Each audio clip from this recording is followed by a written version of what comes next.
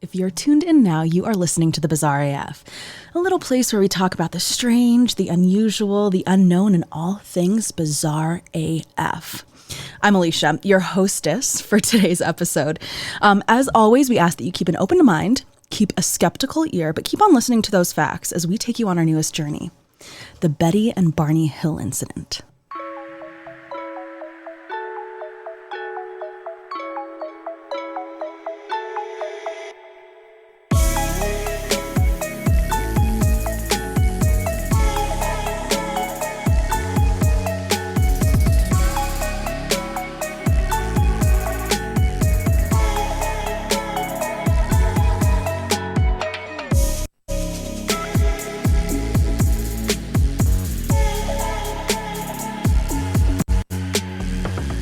Well, hello, my co-host with the most, Kevin. How are you, darling? I'm doing great, babe. How are you? I'm good. You know, you look good in green. Oh my God, thank you. Thank you. I was a little nervous about wearing this green. I'm like, is it going to be too much? There's no such thing. No such thing as too much. You look very dapper. Do I? Yes. Do I look like, what's the guy from that TV show? John Hamm. What's that movie? Oh my gosh, from Mad Men? Mad Men, Yes. Yes, you do. You could be in that advertisement business. Yeah. You'd be there making the Manhattan and talking to a person. Hell yeah. So we must be talking about 50s, 60s stuff. We are. Yeah, we are talking about something that occurred in, the way back when machine, not way back, but since we have to go back in time, I thought we might as well dress the part, right? Like, if we're going to fit in, we can't have cell phones. We can't have, joggers on. Yeah, exactly. With or pearl necklace. You look like Mrs. Cleaver. Yes, exactly what I was going for. Good. So, when was like the first time that you heard about alien abduction? Like, or what do you think of when you hear alien abduction? Like basics. Yeah. What happens? The alien ship with the beam of light lifting the person up into the spaceship, you know. They're all kind of like sprawled out, letting it pick you up. Exactly. You're like a limp doll or something. Yeah, exactly. And then not necessarily anal probing. Oh, I think of anal probing. Probing of some sort. Yes. No, of course you think of that. That's like it's a violation. Right. You think of a violation. Totally violation. Yeah. Yeah, it's not like they're asking you questions or saying, trying to get to know you. No, they are like poking your ass. Yeah. Yeah, literally. Quite literally. Okay, so we're actually going to talk today about, now they call it the Betty and Barney Hill or the Hill incident. Okay. Yes. Yeah, and it's also called like the Zeta Reticuli incident. It has multiple names. All the same thing that we're going to talk about today. And this is like a classic, a literal classic of alien abduction. Well, this story connects to many other stories, which is why it is so completely plausible. Yes. When we talked about Area 51 and the area underneath there where they were storing all the shenanigans. Yes. Betty and Barney Hill came up because it all connected with J-Rod and everything. Yeah, it's all connected. There's all connected. Well, this story is really the story that framed the alien abduction scenario that you just spoke of. That is exactly what we're going to get down to. And this had happened before the stories came out, right? Yes. Before we had Unsolved Mysteries and like podcasts and we knew about J-Rod. This happened before all of that. Right. And these people were normal people. They weren't like... Yeah, they weren't fame grabbers or social media influencers. Yes. Or weirdos standing on the side of the road like I married my cousin. Exactly. And I also got picked up by an alien. It's like, okay, Jethro, you did not get picked up by an alien. No alien would want you unless it were to like a curiosity experiment. You're weird. Let me look at you. Yeah, like you're really inbred. What? But these people were really normal. Yeah. So okay, in order for us to actually really go back, I already spoke of it, but we do need to go back in time. Thank God we're wearing what we are wearing. We're going to go back to September 19th, 1961. Okay. So the early 60s. Now, it's a couple, Betty and Barney Hill, or Barney and Betty Hill, and they had just gotten married. But this was in the early 60s. So I can't even believe that this was a thing, but it was a thing. Interracial couples were rare, right? Sure. I mean, gosh, if you were Italian and Irish, families would have issues with you getting being married or whatever. Right. Betty and Barney Hill were an interracial couple. Betty was white. Barney was black. And they were also incredibly involved. Barney was a postal worker, and he was incredibly involved in the civil rights movement. Of course, he was. So Betty was a social worker, and they were both members of the Unitarian Church. Okay. Very active in the NAACP, and actually Barney even sat on the local board of the U.S. Commission on Civil Rights. So he was incredibly active in the civil rights movement. Right. They both were very strange to be an interracial couple, but they were really paving the way, and they believed, love has a way. They loved each other, wanted to get together. Love was love. Yeah, love is love is love is love is love is love is love. Yes, absolutely. So back to September 19th, 1961, the Hills, Betty and Barney, are newly the Hills, okay? Okay. They are on their honeymoon, and they're actually driving back from Portsmouth to just in the, wilderness, or like in the sticks. What state is Portsmouth?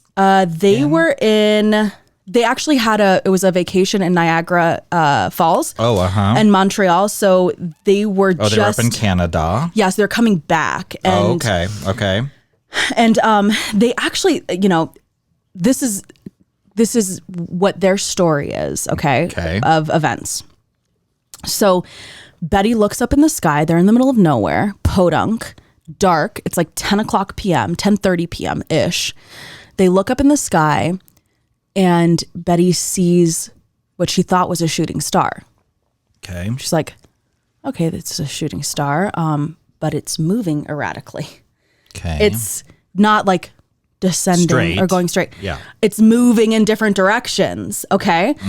So she's like, oh, okay, that's kind of weird, but maybe you just don't think about it. So Barney's driving, and she's saying this, and what would you do if we were in a car together and I'm like, that's weird, like this is happening, like, you're probably seeing things, right? Like, right.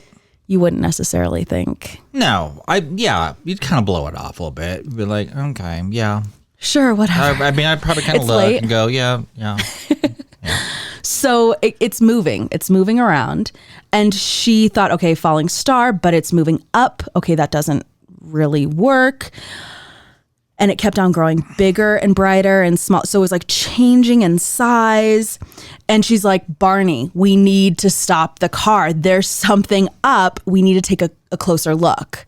He's like, well, come on. I'm in the middle of nowhere. Where the hell am I going to pull over? Okay. So he finds an area to actually pull over, and they have this dog, and we'll have it in the show notes.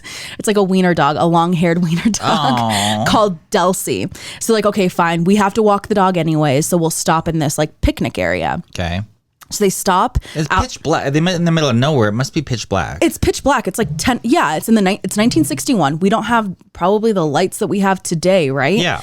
It's really dark. You're not just going to stop on the side of the road. You have to wait for a certain area. So he pulls over. They end up being at a scenic point, just south of Twin Mountain. Betty has her binoculars because they were on their little honeymoon. On Niagara Falls. Yeah. So she looks and she's like, this is definitely not, which she already thought, this is not a shooting star. It's oddly shaped and it has multicolored lights on it.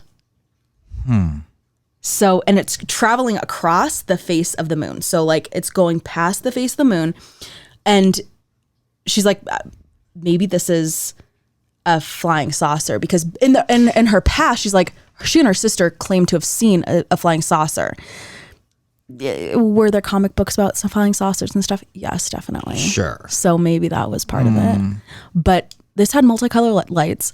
Nothing like that was flying in the air erratically like that at that time in 1961. Do you have any idea? Do you know when she was looking at this thing? Did it look like it was close, or did it look like it was like moon distance? Like, or could she, like a plane? Like, do you know? It was getting closer. So she saw it like getting bigger, and I'm assuming if it's getting bigger, it's getting closer to you. Yeah, like sure. if you're seeing a plane in the air, it's bigger if it's closer to where you're standing, right? Yeah. It's like the vantage point. Yeah. I don't think that, I think that she just saw it like as a passenger and was just looking up like, what the heck is this? And it was moving so weird. She's like, this does not compute. Yeah, and she didn't have the opportunity because they were moving in a car to actually inspect it, right? Which is why they needed to stop at the scenic point. Yeah. Barney's like, Yeah, right. this is a commercial flight, like airliner. Like, you're crazy. You need to go to bed, okay? Right. Chillax, Betty. Yeah, Betty, like, chill. maybe you had a couple too many, like, Manhattans or whatever. But he looks through the binoculars and he's like, oh, I'm wrong. This is not a plane. So they continue driving down this road. So here's the thing. If you see something like this, are you going to try following it? No. No, me neither. No. No way. Especially, no. No way. No. Yeah. I mean, why? You're asking for trouble at this point. Well, especially if you don't know what it is. Absolutely. Absolutely. Like, okay, best case scenario, it's maybe like, someone's fucking around with like a weather balloon or something. I don't know. But like, or it's a government plane that's like, they're doing testing on. Either in the way, middle of nowhere. No bueno. Like, you should not be part of that. No, absolutely not. Well, they do. They're like, what is this? Let's go and continue on this isolated road, right? They're not on the highway anymore. Let's go on this isolated road. So they're trying to follow this thing. Trying to follow it. And it's coming closer to them. Okay. My God. I would be like, what is wrong with them? Okay, yeah. What's wrong with them? Nuts. Oh, well, Nuts. I think they were trying to get their jollies by, I don't know, seeing this. So they see, as they're getting closer to this aircraft, it's getting closer to them and it's starting to descend in the air. Okay. It's descending towards their car. There's nothing else around. They're on this dirt road and it's silent. You can't hear anything. There's no motor. There's no, there's no fan, nothing, like no propellers. They can't hear an engine. It's completely silent and completely pitch black. Oh my God. Yeah. And so it's hovering about 80 to 100 feet above their car. Okay. It's a 1957 Chevy Bel Air. I know you were wondering. Yeah, because I'm such a gearhead. Yeah. So they're looking at this and they can't see anything but this aircraft, right? So Barney, meaning it's that big. It's so huge. There's nothing else they can see, Yeah, and like in the horizon. Yeah.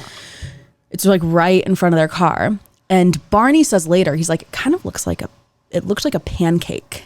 So once again, like that flying saucer look. Mm-hmm. So he has a gun in his pocket. Barney. Barney, what are you going to do? Yeah, right. You just start silent hovering monstrosity. You're going to shoot it with your pistol. What the fuck? Barney, no, no, that's an act of aggression. Yes, exactly. They're going to do something to you. So he's like, he gets closer to it. And of course, you know, that like macho like thing, I'm going to take care of this, Betty. Oh, especially he just got married to his wife. So he's like, let me show you. I'm a real man. I'm going to for sure show you. I can take care of my lady. Exactly. You know, like Betty, just you stay like a little lady in the car. We're progressive. God. We're progressive, but I'll take care of this. I'll be your Prince Charming. Barney. So Barney goes towards the fucking thing, which the amount of balls it takes. I mean. No way. No way. Yeah. No way. Yeah. So he's going towards it, has his pistol, and he sees in the craft that there are multiple humanoid figures in there. And he's like, well, okay, that's kind of weird. It's like one of the windows he looks and like there's humanoid figures, like it looks like a human. Yeah. Doesn't look like a blob or whatever. Yeah, right. And they're walking around. He said one of them starts looking straight at Barney and just stares at him, and he has his gun or whatever. And it's talking to him telepathically, okay? It looks straight at him, and it's like, stay where you are and keep on looking, like at us. Like he's hearing this in his head. Yeah. What the actual F? I don't know. Can you imagine? No. If you could just you could just hear that in your head?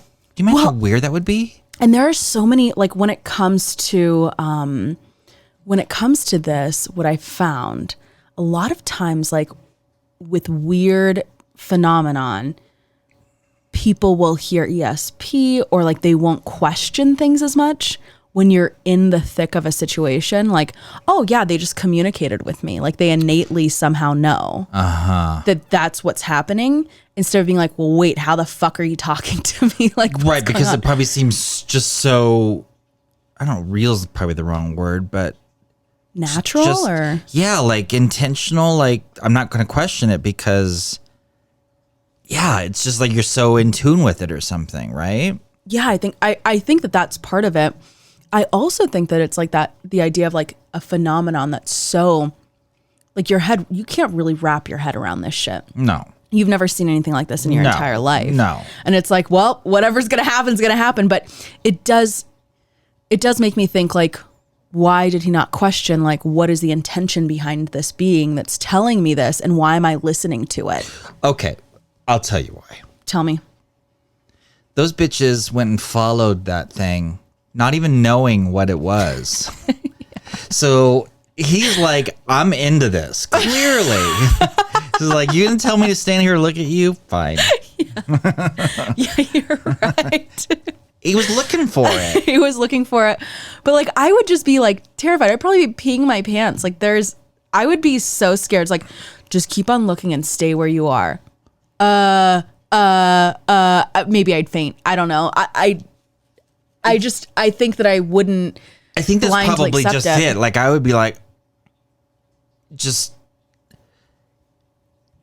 in shock. You're right. Yeah. You're like paralyzed with like, what do I do? What is happening? Yeah. Paralyzed in that shock. That's a good way of putting it. Yeah. You can't really be fearful of it because you don't really know what the fuck it is that you're looking at. And remember, this is 1961. We don't have all these stories that have happened like around like Skinwalker Ranch and stuff like that. We don't have like a history of these stories that are widely told. Right. So exactly. A lot of these things that I'm talking about today, this is the first time they've been said. Like people are like, oh, I was abducted. Oh, they telepathically communicated with me. Like they didn't say bloop, bleep, blop, blop, bloop. You know, yeah, like exactly. You know, there were like a lot of this. It set the stage for future abductions. Oh, yeah. Lord. So they look at it. He sees as he's looking at these people, like, okay, just keep on looking. he sees that they're wearing like these glossy black uniforms, or black caps on, and then there are red lights on what he says like are like bat wing fins. I don't know. And there's that started to like come out. Oh yeah, of the actual craft. So like there are lights that like kind of retract out. And he said that, so here's another thing. This had happened to them. And he actually, like this whole story you can find on the National Investigations Committee on Aerial Phenomenon, which is NICAP. So when he was telling the story, he's like, I don't know exactly what they were, but they weren't human. Whatever they were, they looked human. Yeah, head, maybe shoulders, but maybe oddly shaped or something of that nature. Something like that. And like this is where their story kind of gets a little fuzzy. Okay. So it's almost like they remember like a fuzzy image of what they saw. Like it was almost as if it were more of a dream rather than reality. Yeah. Where they could sit there and like recall every single thing. Yeah. So that had happened. That's all they remember. They are arriving. They're coming back home. They're arriving home at dawn. Okay. Wait, so suddenly, hold us back up. Yeah. So we have him getting this transmission of voices. Yes. He's staring at them. Things you see some kind of like humanoid shape. Yeah. Things are now starting to get a little fuzzy. And the next thing he knows, he is driving home at dawn. Mm-hmm. Yep. Yeah. Or dusk. No, dawn. Dawn. At dawn. Yeah. So this was like 10:30. So now it's suddenly like, what, at 6 a.m, something? Yes. It has to be about 6 a.m, 6, 7. Mm-hmm. He's just driving and arriving home. Yep. Like nothing happened. Oh my God. Okay. Right. Wow. So that's the thing. They're arriving home and they both are like, we have like they both like feel like some weird sensations and things that they can't really explain. For instance, Betty, they had luggage because they were just on their honeymoon. The honeymoon, yeah. So Betty insisted that they keep their luggage near the back door rather than like in the main part of the house. So she did not want them to be put in the main part of the house, which was kind of weird. Wait. So you said when they got home? Yeah, they're like unpacking. And she wants her luggage to stay at the front door? Yeah. At the back door of the house rather than inside like the living room. She didn't want the luggage, which she didn't want the luggage strange. Inside the house. Like in the main part of the room. House. Yeah, of the house. Or in there, when you typically would like unpack. Barney, just leave it by the door. Yeah, leave it here. He's like, okay, that's kind of weird. Like normally we would unpack it or whatever. Okay. But that was a little strange. Off. Okay. That's off. Their watches. They both were wearing watches because nobody had cell phones in the 1960s. Right. So everyone wore a wristwatch, which, a lot of those watches you would, wind up or whatever. And maybe they'd have like a battery. They'd have a battery in them. Stopped working. Both of their watches stopped working. They were dead.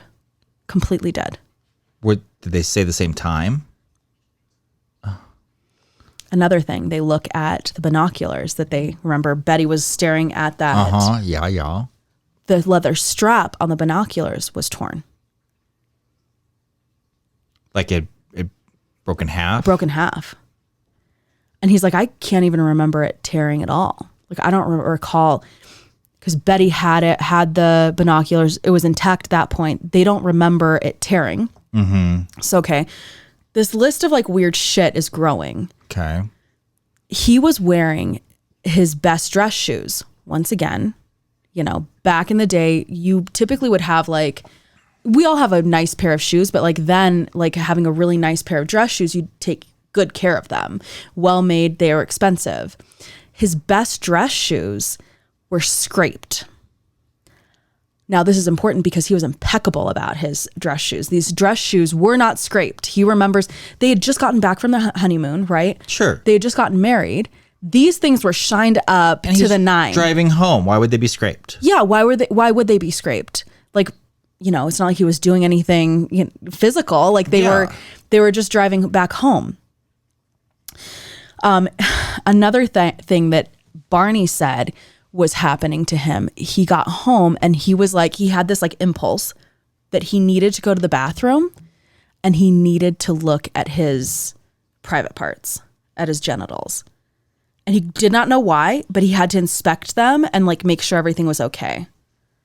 And he didn't find anything unusual. And like, that's a very strange thing. If you have to go to the bathroom. Yeah. Like, why would you be like, I need to make sure nothing's wrong? Like, what would make you think that? Exactly. He's like, this is another impulse that I don't understand why, but it's like this really strong, impulse, or I need to look and make sure everything's okay. They both took really long showers when they got home to remove any contamination that they had from seeing that aircraft. And then another thing that they did as soon as they got home was they drew pictures after the showers. They both took really long showers, washed up. They drew what they had seen, images of what they had seen, what they remember seeing. So they're back, they took a shower, they're driving, and they know something weird had happened.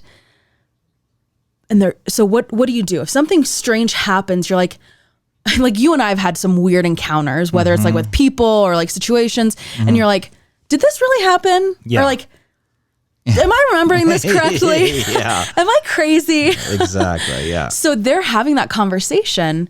What happened? They're trying to recall, okay, we were driving home. We had our honeymoon. We're driving home. We're in the middle of nowhere. We see this craft. Then what happened?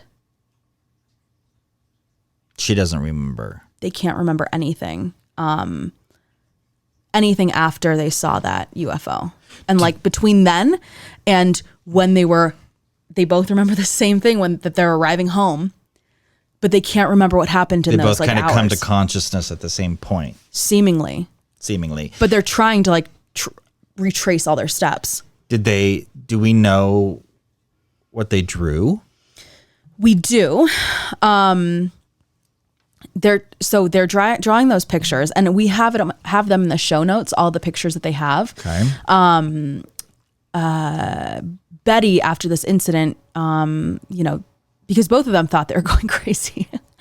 So they're trying to recall everything. They knew something weird had happened. Yeah. So they start like trying to draw things, trying to like, write down like, okay, this is what I remember happening. They both separately did so, like wrote their own thing. Then they got together and were like, okay, this is what I remember. What do you remember? And like, so they're trying to like match up stories, and like the stories are matching up until the point where they kind of like lose consciousness. Things get a little bit fuzzy. Yeah. Like we can't really recall exactly what happened. But what they do remember, like when they see the UFO as they're on the way home, they remember like around the time of seeing the UFO itself and like getting closer, they remember buzzing sounds in their heads. They recall like a zzz in their head. And then that's when everything goes blank. So they both recall the sound too. Interesting. But once that buzzing sound happened, their memories are like fragmented, piecemeal. So both of them are exhausted. You would think they'd be like, what the fuck happened? Like, let's have a conversation. Let's talk about it right now. They're exhausted. They need to go to sleep. So they sleep for a few hours. And Betty wakes up and placed the clothes that she was actually wearing during the drive into her closet. And then she had recalled that the dress that she was wearing was torn at the hem into the zipper, and the lining was also torn. Okay. So when she's taking it off, this is what she's realizing, you mean? Mm-hmm. Okay. This same dress, she like goes back to grab them because she's like, oh, maybe I was recalling that incorrectly. And she like looks and it's like, no, it's definitely fucking torn. Yeah. She sees like this pinkish powder that's on the dress that she didn't see before. And so she just like took the dress, hung it outside on her clothesline, and the powder like eventually blew away. Okay. The dress was damaged. It was incredibly damaged. She actually looks at it and she's like, well, I'm never going to be able to wear this again, so I'm just going to throw it away. And she's like, wait a second. No, I shouldn't. Something's telling me I should not throw this away. There's something up with this fucking dress. But like that initial impulse that she had, like, I'm never going to be able to wear this again. I just need to throw away this piece of shit dress. Like, I loved this dress, but I'm never going to be able to wear it again because it's so damaged. She's like, oh, I might as well throw it away. Instead of thinking, oh, maybe this is like tied to the UFO shit that we went through. Right. They seem like they're just like out of it. Like super out of it. Yeah. Like kind of just like going through the motions. So Betty, that dress, which clearly they were, by the way, because when they were driving home, I mean, suddenly they wake up and they're arriving at home. So clearly they were driving at some point when they weren't even, for lack of a better word, conscious. Right. Exactly. That's exactly. I mean, it's almost like, you know, when you're driving like from a place that you typically drive from. Just on autopilot. Yes. Yeah. It seems like they were on autopilot like for a while. Wow. So she throws away the dress. She's like, no, I have to grab it. So she gets it out of the trash and holds on to it. And she hangs it back up in her closet. And actually, I have an image of the dress. So here's the dress itself that she was wearing. Wait. What? Is that the front of the dress? That's the front of the dress. Is that a hole? Yeah, it's a total hole. Is that the lining? Yeah, you can see through the lining, which, does this dress? No, of course it doesn't. A lot of the vintage dresses, well, kind of. A lot of vintage dresses have lining on the inside of them. So it's like the top layer has a big hole. A huge hole. I don't know, 6 inches maybe, 7 inches. And in the center of the jagged chest. shape in the center of the chest. Right below the neckline. Underneath is perfectly intact, like silk lining. And it's like a blast hole. It looks like it's like a blast But it didn't go all the way through. No, it only like took the top layer. Yeah. And if you look like towards like below the arm of the dress, it looks like there's like a little kind of jagged or yeah, it's like a jagged edge, which, you know, could be the edge that they were talking about in the back, the back like near the zipper. Yeah. I wonder if that's where that is, but this is the best picture. It's actually, and we have it in our show notes, but the best picture of Betty's dress. Now, back in the day, in the 1960s, 1950s, people would have entire outfits planned after their wedding. So they'd have a wedding, like you'd have your wedding dress, and then you'd have your going like on your honeymoon afterwards dress, and you would have like all these like special occasion outfits. Right. So that was probably now I don't know for sure, but I would imagine that was one of her nicer dresses that she was wearing. Right.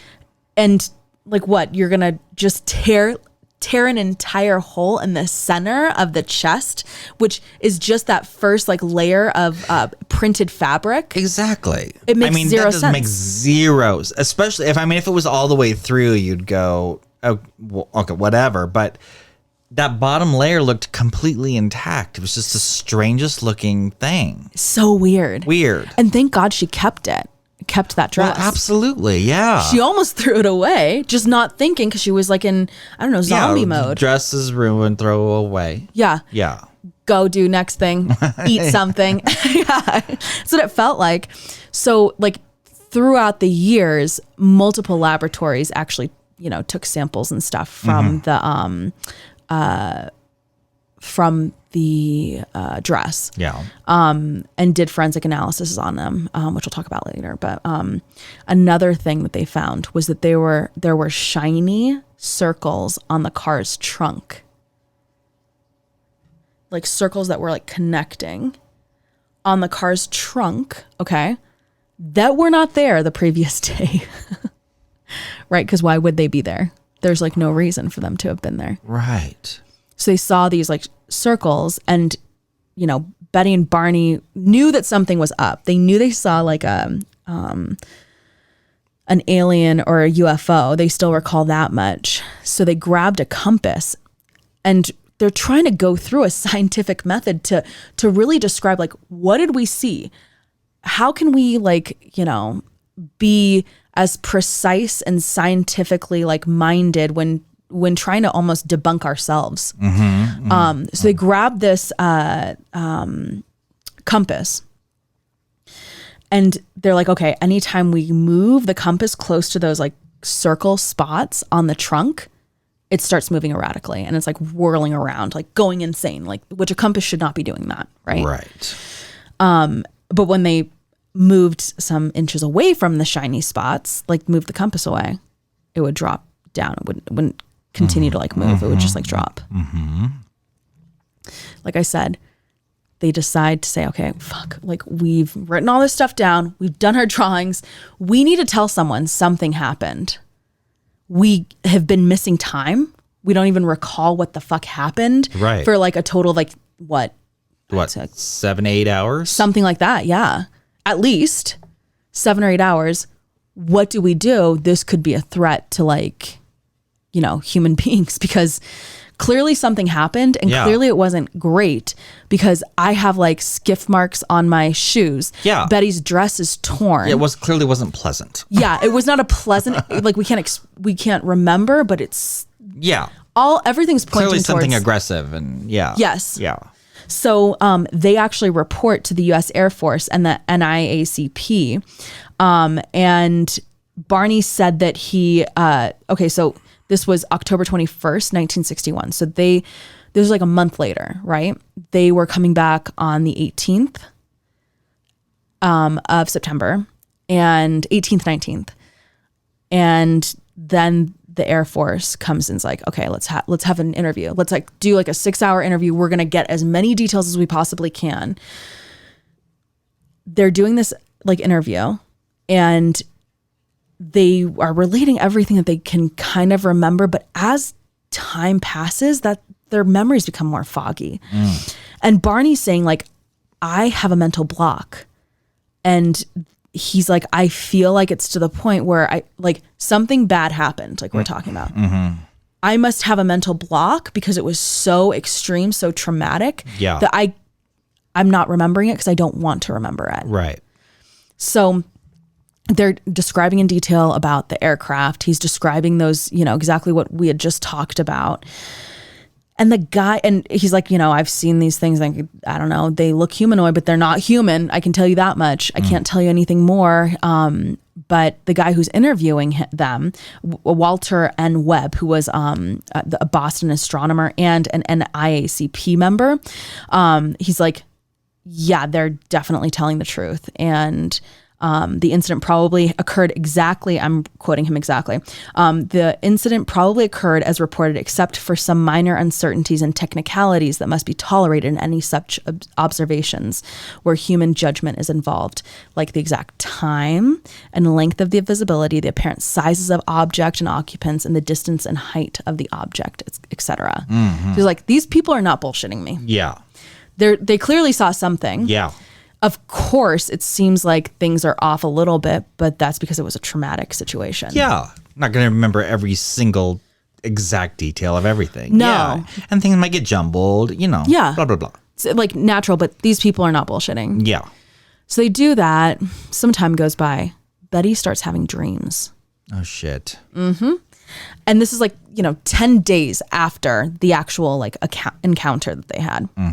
She starts having these really vivid dreams, and they're happening night after night after night after night for 5 nights.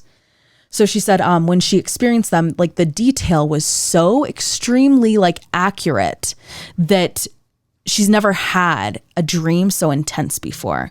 There's never been anything like so vivid, so clear as these dreams. But after that 5th night, they just totally stopped. And when she was like mentioning it to her husband, Barney, he's like, oh, it sounds pretty scary, but he was trying to be sympathetic, but he didn't really care that much, or it didn't seem like he cared that much. So she was like, okay, I guess it's just really not that big of a deal. Okay. So she stopped mentioning these dreams to Barney. In November, though, after they had this interview with that dude, the astronomer, Betty starts writing down the details of her dreams. And in one of the dreams, she and Barney are at a roadblock, and there are men that surround her car, and she loses consciousness and then is like struggling to like wake back up and like, regain her consciousness. And then she realized that she was being forced by two small men to walk into a forest at night, and saw that Barney was walking behind her. And when she called to him, it seemed like he was like in a trance or something. It's like he didn't even hear her. Like he was like sleepwalking. And the men stood about 5 or 4 feet tall. They wore matching blue uniforms with caps similar to those like a cadet, like a military cadet would wear. And they appeared to be nearly human, with black hair, dark eyes, really prominent noses, and bluish lips, and that their skin was like grayish. Okay. So they were taken to the car, and the leader said that they need to watch the craft's departures. They need to watch that it leaves. So this is like, it's almost like, okay, maybe she's starting to piece together what had actually happened. Okay. During that time. Like she's almost like her memories are coming in through her. They needed to do some hypnosis. That's because it sounds like it was like deep in her subconscious, and her dreams were pulling it out. Maybe. I think you're right. I think you're onto something. Okay. We might be talking about it. Okay. So they've had so many different interviews, right? One of the huge questions that they're constantly asked were, what's up with this missing time? They're trying, like these interviewers are trying to get a timeline together. Yeah. And it's like, yeah, they have the timeline up until like 7 or 8 hours. Yeah. And then everything comes back. So they can't really define a timeline. Right. Which is a huge problem. Yeah. Because ultimately, like, they arrived home way later than they anticipated. It should have actually taken them 4 hours to get home. And it had actually been 7 hours. Right. Since they're like the time that they thought they would be there. So like 7 hours late. Yeah. And this has become an actual phenomenon in the UFO world called missing time. Yes. You hear about it a lot. Yeah. And back then these investigators are trying to piece together, like, these people are legit, where the heck did this happen? Like, do they have like some brain issues? Like, what's going on? Sure. But what we find later is that this is just a piece of the puzzle of this phenomenon, this UFO phenomenon, where people miss time. And they were like one of the first people to talk about it. So, as far as like this happened to them, and it really changed their perspective on life. Now you have these people who are newlyweds, stoked about the world and like excited to be together and hopeful. Yeah. And then this really traumatic thing happened, and there's no answers. They don't have any answers. They feel like they were violated, that their bodies were violated. They can't recall a lot of time. It looks like they were violated because, their clothing looks like they got into a fucking fight. Exactly. But they can't remember anything. So it's like there's a lot of trauma that they're going through. Well, I said before, they're devout, or really active members in their Unitarian church.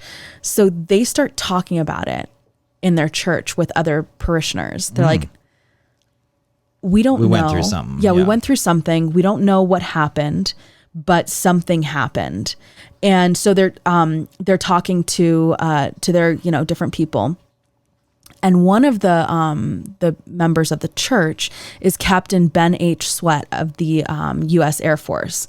He was a guest speaker at their church at that time when they're talking about this stuff. Okay. And he's like, hey, there's hypnosis. Like you're saying. Yeah.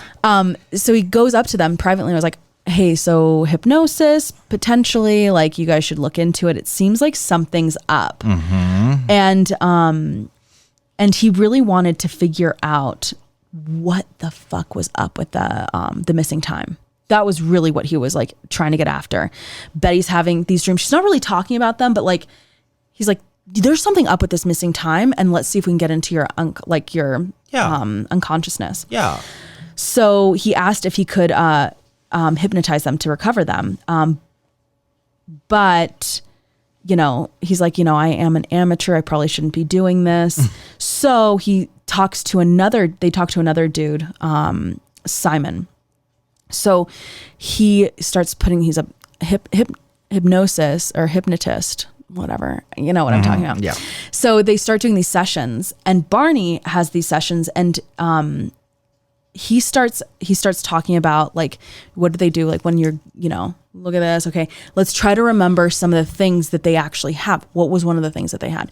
Binoculars, that strap, right? Yeah. What happened to the strap? So they're trying to, like, figure out in his hole in the dress, subconscious. scuff in the shoes. Yeah. Yeah. So he's like, what happened, Barney? Barney's like, it broke when I was running from the UFO back to the car. Oh my God. And he remembers, like, driving away from the UFO, but then felt like he was, like, compelled to pull off the road and drive into the woods.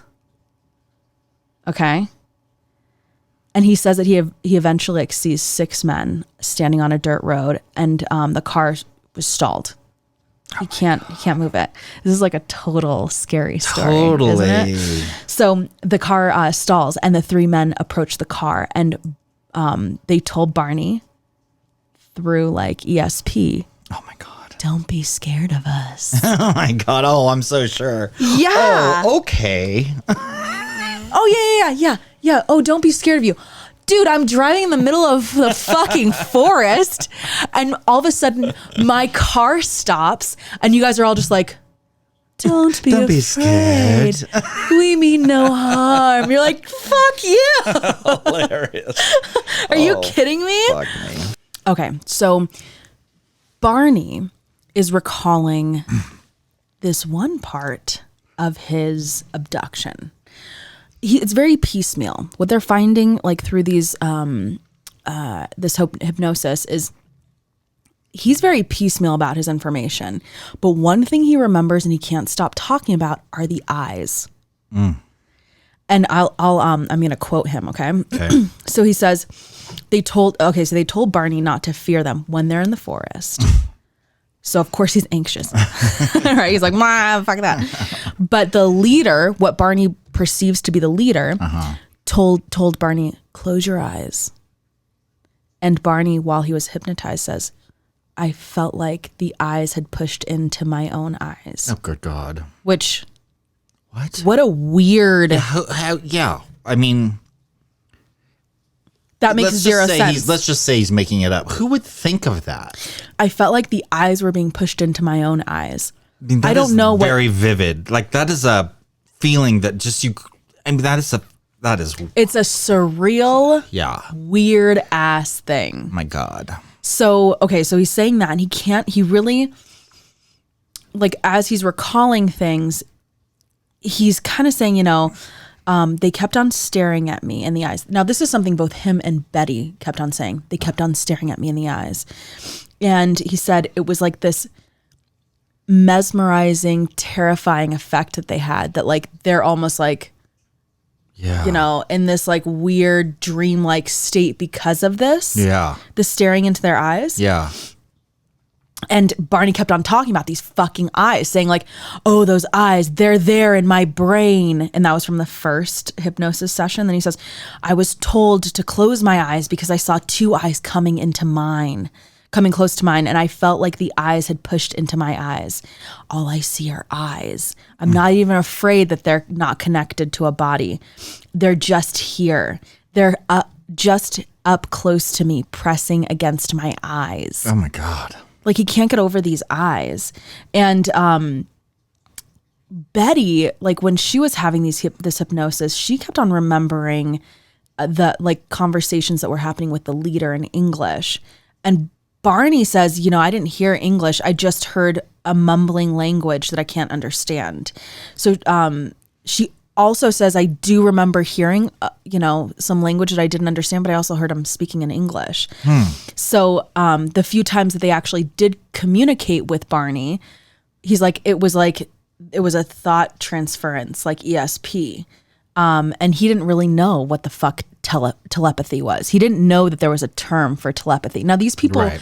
we were talking about it before, like, these folks are salt of the earth folks. Like, they it's not like they're in theater or they're artists or like, you know, they have like these, like they're writers that have like these active imaginations. I'm sure they did have active imaginations, but they were more like down to earth people. Yeah.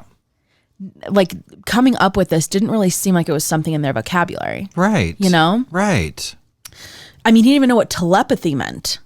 He couldn't put a word into. He's like, they're communicating like through thought transference instead of like, oh, ESP, telepathy. Like you and I know these words.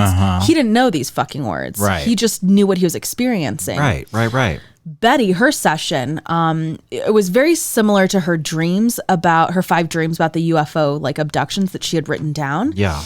There were some differences, and mainly it was like pertaining to the capture and then their release, like how they left the UFOs.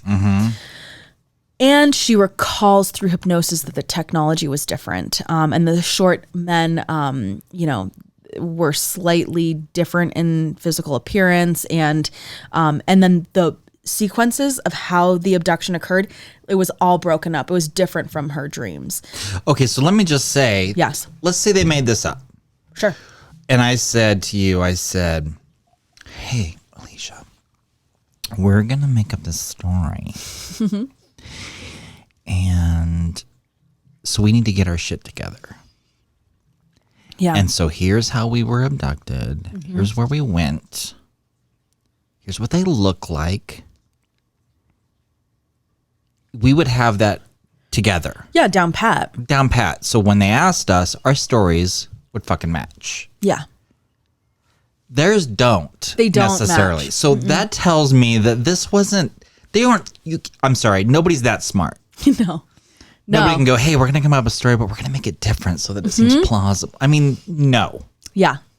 No, you can't. You can't look at it that way. Like, I think that when you look at it that way, that like, okay, because why would we even do that? Why would you even do that? Maybe you wanted attention. Maybe you wanted whatever. Like, you know, they weren't searching for notoriety.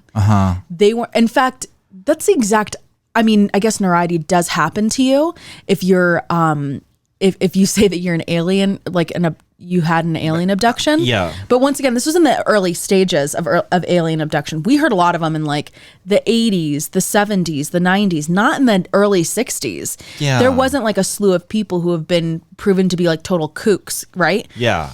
These people are normal people. They have things they care about. Civil rights movement, you know, doing that and saying it like, exactly. They have, exactly. You have a background, or you have your personality doesn't lend itself to any of shenanigans. No. Your history has never proven that this would lead to this. No. So that's why it seems so plausible. I think so too. I think now there are some like issues. Like one, if they had the same well, why are they recalling specific like different things? Well, but don't like why? If like let's say we're in a bank robbery. Yes. Like you might look at things very differently than I did. And so when I describe the bank robber, I might go, oh my God, it was this big, beefy, scary looking guy. And you might go, oh my God, it was just this little wimpy dude. Yeah, that's you know true. what I mean? It's just like different perspectives. Yeah. So that's why I think it's very plausible that they saw things differently. They saw things differently. They experienced things differently. Maybe they recall different details. Like, you could say, I saw this big old beefy guy. I'm like, I just remember the mask that he was wearing. That's exactly. And you're like, I don't even remember a mask. And like, yeah, how could you not remember the mask? It was so scary, you know? But for me, it was scary. Right, precisely. And same thing with like, you know, Betty. So she was saying, you know, they're different. Okay. Basically what Simon does, he looks at their entire, like both Betty and Barney's stories, and he's like, you know, he writes an article for the Journal of Psychiatric Opinion, and he says that his conclusion was that the case was a singular psychological aberration. What does that mean? He basically was saying that they hallucinated together. Yeah. Like, why would you? He couldn't explain it. He couldn't explain it. He's like, this is making no sense. I don't know. I don't have enough answers. They're not really explaining everything that happened in those, like, that missing time. This missing time is weird anyways. What if they both just, I don't know, ate something weird and like had some kind of hallucinogenic effects, and then this is what had happened. This was the experience they both experienced, which I don't know if you've ever done a hallucinogen, not that I would ever know because I don't know that. Yeah. You don't have the same experience as other people. Right. Right? Like the experience that you have is very, very personal to you. Yeah. Versus another person. You could be staring out at a sky and see something completely different than someone else does. So if that were the case, how do they have something that aligns so specifically together? Right. Exactly. It makes zero sense to me. I would be asking those questions. So, this happened. Nothing happened to both of them. They were willing to talk about their experience, but they really went back to their regular lives. Okay. Occasionally a UFO researcher would talk to them, or a family member, a friend would talk to them, but really they stopped trying to talk about it publicly. They're like, nobody cares. Nobody's taking us seriously. Right. It's not worth it. Like, let's just get back to our normal lives. Totally. So, in October 25th, 1965, there was a front page story about them that said, like, UFO chiller. Did they seize couple? Like, people were talking about an audio tape because I guess that reporter, the reporter who wrote this, John H. Luttrell of The Traveler, had actually been given an audio tape recording of the lecture that the Hills made in Quincy Center in late 1963 when they were still trying to get, their story out. And Luttrell learned that they had actually gone through the hypnosis with Simon. So he was obtaining, confidential, like those notes from these interviews that the Hills had given UFO investigators. And this story is picked up by the United Press International. So people are like, oh my God, we've never heard this story before. Of course, the Hills had been telling it years before. They just gave up on it. Yeah. And the Hills, okay, so John G. Fuller, who was another writer, he worked with the Hills and Simon, who was the hypnosis dude. And they wrote a book called The Interrupted Journey, which you can still buy today. And it was about that case. And it actually included Betty's sketch of a star map that we hear about. Now, yeah. Do you know when did she create that star map? Do you know under what circumstances? Let's see. I don't know exactly when she drew it, but I mean, she was writing notes and recalling all of these things, the same year that she was abducted. Okay, so you think back that's when she was writing all of this stuff down, her dreams and this infamous star map. Yeah, because not a lot of the information from the hypnosis sessions was really released or publicized, because that dude, Simon, was like, it was just like this fucking thing that happened to them. And like, it wasn't real. Like, it was all in their heads or whatever. Yeah. So I'm sure that some of that was also discussed during that time, but it doesn't come out until the public is actually interested in it. And they're like, oh my God, this actually happened. And these people seem legit. They're like, yeah, we've been saying it for 4 years later. Yeah, exactly. We've been saying it for 4 years. And now you guys are finally listening. And then Simon's like, oh, I can make some money off of this. Sure, I'll show you everything. Like, even though he basically was like, yeah, no, they didn't fucking, it was just some kind of thing. So, she has that star map. There was the Betty's star map that was included in that book, and the book was a fucking overnight success. And it went through several printings. You can still get copies today. Barney actually had passed away of a cerebral hemorrhage on February 25th, 1969. So he was 46. And then Betty became a celebrity, like really in her own regard in the UFO community, because Barney had passed away. She actually died of cancer October 17th, 2004. She had never remarried. Barney was the love of her life.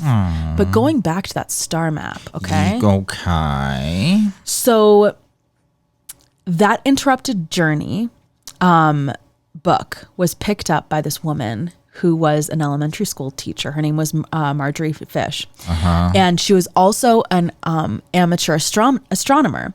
And she was like, what the hell is this star map? Like, this is cool. I wonder if I could figure out where the hell it is. So she's like, if I can decipher this, I can find out where the hell this is. I could potentially find out where this UFO came from. So she like does all these things. She, puts the Earth, stars, like all this shit together, and wanted to try to find like stars that could potentially have life as we know it, and looks at different star catalogs and stuff like that, and comes up with the map potentially being the double star system of Zeta Reticuli. That's 39 light years from Earth. Okay. Yeah. So she sent her analysis to that dude Webb, who had written the book, and he agrees with her. And he was like, okay, I'm going to send this to the editor of Astronomy, which was a magazine back in the day. Yeah. And whose name was Dickinson, Terrence Dickinson. And he's like, I don't, I am a scientist. I do not endorse this. Like, dude's like, well, maybe it could be. He's like, I don't know. I'm not going to say it. But Astronomy did invite comments and, a debate on the UFO report. And they start publishing little articles in December 1974 in an issue that becomes, popular. This is when Carl Sagan, we all know him, and Steven Soter are arguing that the star map was just a little bit more than random alignment of chance points. Like there's not, she just so happens to write or to draw something out that actually does exist. But like, it's just a coincidence. And like, so they're saying that she just made it up and just so happens to match up with the Zeta Reticuli. The Zeta Reticuli. Yeah. And he even in, that show Cosmos that he did. Yep. So in 1980, he actually demonstrated that without lines drawn in the maps, the Hill map bore no resemblance to the real life, map of the Zeta Reticuli system. Other people were like, no, it actually, there's 16 stars of that specific type of like spectral type among thousands of stars nearest the sun. That's at least 1,000 against 1. So like 1,000 to 1 odds that like you would get all 16 of these correct in the right spot. So ultimately, in the early 90s, there was a mission called the European Hippocros, which was a satellite that is looking at, the fucking solar system. Yeah. So it measures distances to more than 100,000 stars around the sun, and is the most accurate that we've had up until that point. And it showed that some of the stars in Fish's interpretation, that woman's Marjorie Fish, the interpretation of the map were actually much farther away than previously thought. But other research revealed that some of the stars counted by Fish as likely to host life would have been excluded through her own criteria. She was a fucking elementary school teacher. Give her a break. But ultimately, Fish ends up rejecting that hypothesis that she had, that this was in Zeta Reticuli. She's like, yeah, actually, I think I was wrong about this. I didn't map it out correctly. Really? Yeah. So she says that in a public statement. Okay, I'm going to put on my conspiracy hat. Put it on. I'm putting on my hat. Yes. Someone said, yo, you need to calm your tits. Yes. Ooh. Uh-huh. Okay. And you need to go retract everything that you just said. Yeah. Because we can't have any part of that. We can't let people know yet. You're right. Disclosure's not happening yet. It's going to happen, but people are not ready for it. Exactly. I mean, seems pretty plausible. I mean, why not? Why couldn't you? Like, if this seems like, okay, Zeta, because Where do we know Zeta Reticuli from? Exactly. We just talked about Mr. J-Rod. Yes. J-Rod in one of our past episodes. That's where Mr. J-Rod was from. The Zeta Reticuli star system. Yep. So, I mean, it's an interesting coincidence. Right. How would she know about that? She couldn't have. Oh, she would not have known about that. No. That wasn't until, when was he picked up? In the mid 60s. Yeah. So this was after when she had started, when the star map was already out, that conversation with J-Rod had even started because J-Rod had not been. But even none of that was like. It wasn't known. Known. Nope. It's an awfully interesting. Yeah. I don't know if I can call that a coincidence, but. It's. I mean, people will rebut anything, right? See, we've talked about this before. I can make anything fit anything if I want it to fit something. Yes. That's the other thing. If you put on the other hat, right? I can make this fit there if you put, this and that and blah, blah, blah. Yes. So, I don't know. I just think it's too coincidental. I think it's coincidental. I think that the fact that Betty's story never changed. Mm-hmm. Betty and Barney never were like, psych. Right, exactly. They never said psych. That, Betty both of them wanted to be taken seriously at a time that was very important. They had to be good citizens because look, they were an interracial couple. Yeah. So it's almost like they had to be better. Yeah, it's why would I even want this attention anyway? No, it's already hard for us. Exactly. They already have the spotlight on them. So why am I going to sit here and talk about aliens and this missing time unless it was something so traumatic that they're trying to heal through it? I don't know. I mean, I could see that being so extreme and also feeling like a duty to other humans, to humankind, to be there's something else out there. This is what happened to us. We don't know exactly what happened, but it wasn't pretty. Mm-hmm. And if you've had something like that happen, you're not alone. Right. Just knowing that. I mean, people will even say there was an Outer Limits episode. They're this is very close. Maybe they saw this. Okay. Yeah, maybe they did. But, it didn't seem like they had, nobody was oh, look, they have this massive store of sci-fi books. These people were really trying to make some real change in the world in the civil rights movement. So yeah, I'm still not seeing anything to gain. There was zero to gain. Yeah. There was zero to gain. Maybe they made some money off of a book, but I don't even think that, it's not Barney still, died when he was in his 40s, right? Mm-hmm. Betty had nothing to gain. She never remarried. She, told her stories and maybe she made some money in the UFO community, but aside from that, her story didn't change. Her story never changed. She never said, I was only kidding, or we came up with this ruse. Mm-hmm. This was and all of these things that had happened, right? Missing time, things being broken or or torn or whatever, where you don't remember what the heck happened. Right.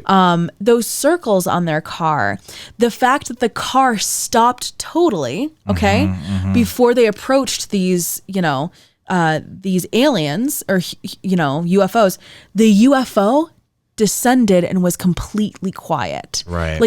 All of these things are things that they're tropes in the UFO community. Right. They were not tropes at that point. Exactly. This was the first time that these tropes were played. Were played out. That's the first time. So this is the first very well documented abduction story. All of the documents, these drawings, Betty's dress, the letters that Betty had written about her experience, her dreams, Barney's dreams, even their NAACP certificates and stuff. The University of, I think it's University. Let me just double check. Of New Hampshire has an entire archive for the Betty and Barney Hill incident. Really? So, or the Zeta Reticuli incident. they have an entire area, so you can have, and it's linked in the show notes. You can look at the imagery. They even made like a bust of it. Like they drew the aliens, they drew the spacecraft. You can see all of that. And she thought it was so important. And her dress, like she gave everything to her alma mater, saying, this is important stuff. You need to hold on to it for posterity's sake. And maybe, in 50 years, maybe I hear disclosure is supposed to happen soon. Maybe we'll find out that like this fucking was real and like these are real aliens. What do you mean you hear disclosure is coming soon? What do you mean? Well, word on the street is like, right, we have like a new, if you're asking me honestly. Okay. So we have the US government is now taking UAPs or UFOs, unidentified aerial phenomena, or it used to be unidentified flying object. Now they're called UAPs because it's like different. It's the same shit. Right. Anyways, we're taking those like calls seriously. The US is now talking about footage that has been released by Air Force, like those Tic Tac videos, which I think we should talk about in the future. Yeah. The NASA just like, this year had an overview or an oversight like committee. They're like, yeah, we're trying to find biological signatures. And like, that's bonkers. They would never, like NASA and the US would be like, these are kooks. We're just trying to, like, eventually we would love that, would be great, but we don't think that there's any other life but us. Yeah. They would never even admit that was a thing. Now they're saying, yeah, actually we have the committees. So it's like, I think that we're slowly moving towards an area where UAPs and like UFOs and disclosing like the fact that we know that there is something out there. It's going to happen. Yeah. Get more, they're gonna start communicating it more than they have. Yes. I mean, they already have. Just look at the last like 3 years. That's right. It's changed dramatically, and guess what? Nobody seems to care. Right. Exactly. Nobody's like, oh my God, NASA just had like this committee like hearing about how they're looking for biometric signatures in space. Like, that's insane. That's insane. Like, these things are crazy. Right. But anyway, I think that it's going to happen. And I think that, having, thank God Betty kept that dress and that she kept such, detailed notes. Yeah. Because, we might look back in 50 years and be like, oh my gosh, this was the Betty and Barney Hill incident or Barney and Betty Hill incident. And they were telling the truth the whole time. Everyone just were assholes and didn't believe them. So what did she ever say that she went to Zeta, or why did she draw that star map? Because they showed her where they were from, and she saw like a map or something of it. So let me see here. So in this event that she and her husband were at, you're saying that in some way, form, or fashion, they showed her where they were from, and so as a result, when she was documenting her dreams and things like that, she was just drawing out the map that they told her about. I believe so. I'm looking at my notes right now, and I don't recall. I think it was from one of the interviews that she had. She was like, but she didn't go there. She didn't. I don't think that she went there. She could have. What I really wonder, because it's so hard to find all of the information, I really wish I had more notes on the actual interviews that they did. I didn't. I'm sure they're out there somewhere, right? Yeah. And so I think that would be interesting. It would be cool to know whether or not she went out there, but I don't recall the Hills talking much about that. If I'm going to be honest, maybe the more extreme the conversation became, they kind of stepped away from it because, look, it's a black man and a white woman who already are getting attention, like you were saying. Like, do we really need to be like, oh yeah, then they probed me and then they did this and then this? It's like, right. Okay, we're already like, we have a base level of like, a lot of people are not going to tolerate skepticism, us. Yeah. But then on top of that, you know, they're dealing with all this like crazy ass shit. This crazy story. Yeah. So I would be interested to know that. Maybe I don't have an answer to it. Wow. That's why it's fascinating, because it just, it's not like some random place. Like, it connects to other things that other people have said. Like I said, when we started talking about J-Rod and the element. Yes. Element 115. It connects. Yeah. So, I mean, it's just... That's the thing. This phenomena, you know, we're talking about disclosure. We're talking about, you know, UFOs or UAPs or whatever. They all have similarities. Is it because now these stories are so well known? Well, potentially. But what is that saying? If it walks like a duck and it quacks like a duck, yeah, it's probably a duck.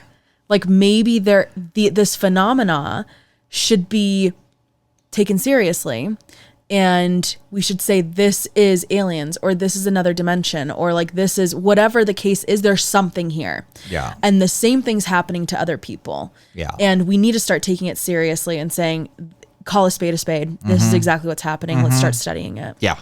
Instead of, you know, ridiculing these poor people for coming out and telling the truth of something that's incredibly traumatic for themselves. Exactly. Like, God, could you imagine that? No.